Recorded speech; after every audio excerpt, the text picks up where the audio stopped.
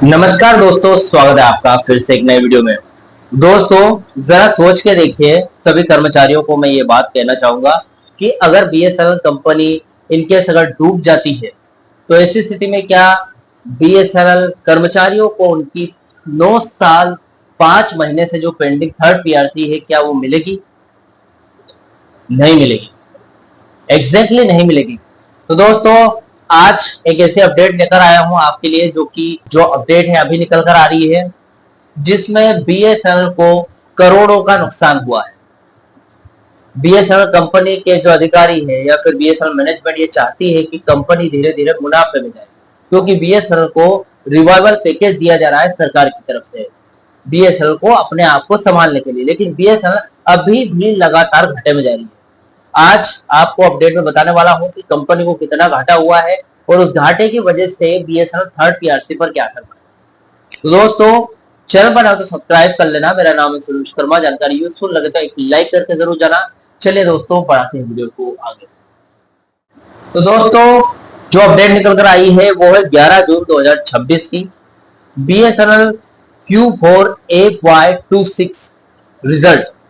इसकी अगर बात करें, जो कि हर टाइम पर यानी कि कंपनी का नेट रेवेन्यू जोड़ने के लिए स्टेटस आता होगा, फिलहाल भी आया है, और जिसमें कंपनी की कंडीशन सीरियस कंसंट्रेट पेसिस दिख रही है। तो देखते हैं कितनी सीरियस है कंपनी की कंडीशन, थर्ड पीआरसी पर क्या असर पड़ेगा और कर्मचारियों की क्या थर्ड पीआरसी उनको मिल पाएगी या फिर नहीं। पूरी जानकारी आज इस वीडियो में आपको बताने वाला हूँ। तो दोस्तों देखिए, स्थिति ये है कि फिलहाल चौथी तिमाही के नतीजों में गंभीर चिंताएं बरकरार है। पूरी बात करूं तो इसमें कंपनी की माली हालत का पूरा ब्यौरा जानने वाले हैं। तो दोस्तों देखिए, यहाँ पर अगर बात करूं कंपनी की, इस रिपोर्ट में जो कड़वा सच है वो सामने आया है और इसका हमारे बीएसएनएल कर्मचारी के वेतन संशोधन पर सीधा और गहरा असर पड़ने वाला है। बीएसएनएल ने वित्तीय वर्ष 2026 की चौथी तिमाही में लगभग 1269 करोड़ रुपए का नेट लॉस शुद्ध घाटा दर्ज किया है। इसका सीधा मतलब यह है कि जिस टर्न अराउंड घाटे से मुनाफे में आने की उम्मीद पूरा देश कर रहा था, इसी के साथ कर्मचारी भी कर रहे थे, वो अभी तक हासिल नहीं हो पाया है। यानी कि अभी भी कंपनी जुलाई 2025 के बाद जो 3 से 4 महीने का फायदा हुआ था कंपनी को, वो अभी तक फिर से कमा नहीं पाई कंपनी, और लगातार घाटे में जा रही कंपनी, नेट लॉस में जा रही है। सरकारी मदद और 4G के बाद भी रेवेन्यू कम हो रहा है। सरकार की तरफ से बड़े राहत पैकेज यानी कि रिवाइवल पैकेज, 4G रोलआउट के भारी इन्वेस्टमेंट और बार बार मिलने वाली गारंटी के बावजूद भी कंपनी की जो कमाई है, रेवेन्यू ग्रोथ है, अपर्याप्त है, यानी कि देखा जाए तो कंपनी के लिए पर्याप्त नहीं है, और वित्तीय चुनौतियां लगातार बनी हुई है।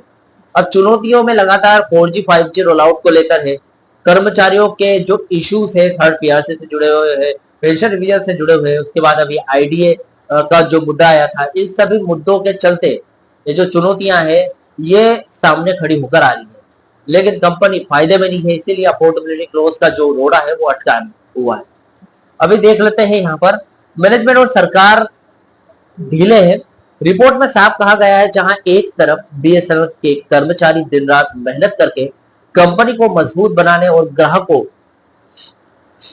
यानी कि सब्सक्राइबर को सेवा देने में जुटे हुए हैं, वहीं दूसरी तरफ सरकार और बीएसएनएल मैनेजमेंट को मार्केट शेयर बढ़ाने और रेवेन्यू में सुधार लाने के लिए ठोस और निर्णायक पॉलिसीज बनानी पड़ेगी, यानी कि डिसीजन अच्छा होना चाहिए।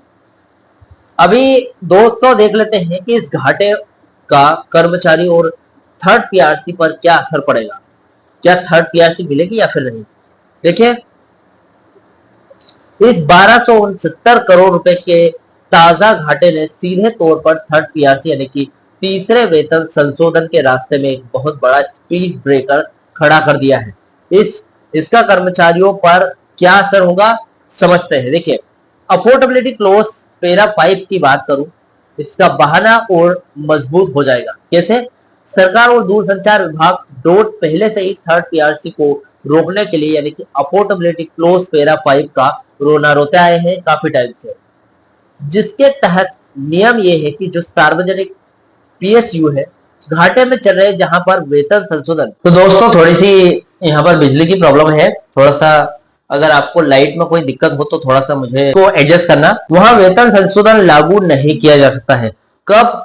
अब जून 2026 की ताजा रिपोर्ट में 1269 करोड़ का जो नया घाटा सामने आया है, इसके बाद डोट के अधिकारियों में कर्मचारियों का रास्ता रोकने के लिए एक और नया लिखित में बहाना मिल गया है कि भाई साहब ऑलरेडी बीएसएनएल को हाल ही में 1269 करोड़ रुपए का नेट लॉस हुआ है। ऐसी स्थिति में पेंशन रिवीजन का पेंशन रिवीजन या फिर कर्मचारियों का वेज रिवीजन कैसे लागू करें? तो ये एक तरीके से जो बहाना था पहले से चलता आ रहा था वो और मजबूत हो गया है। लिखित में भी ये बहाना आ गया है अब, ठीक है, सरकार को एक मजबूत आधार मिल गया है। अभी दोस्तों बात कर लेते हैं कि क्या थर्ड पीआरसी कर्मचारियों को मिलेगी या फिर नहीं। देखिए सीधा और कड़वा सच है दोस्तों, एक बुरा मानने वाली बात नहीं है, सीधा है और कड़वा है। इस घाटे के आंकड़े के बाद सरकार अपने दम पर आसानी से थर्ड पीआरसी की मंजूरी बिल्कुल भी नहीं देने वाली। लेकिन उम्मीद अभी भी बाकी है, क्योंकि जैसा कि फिलहाल हमने पिछले वीडियोस में बात की थी, 5 जून के एयूएबी की जो मीटिंग्स हुई थी उसमें यूनियनों को इस बात का अंदाजा था, इसलिए यूनियनों ने अपनी जो पॉलिसी है या फिर प्लानिंग है वो बदली। अब थर्ड पीआरसी मिलना या न मिलना पूरी तरीके से अगस्त 2026 में होने वाले 10वें मेंबरशिप वेरिफिकेशन यानी कि यूनियन चुनाव और आगामी मानसून सत्र के महाआंदोलन पर टिक गया है।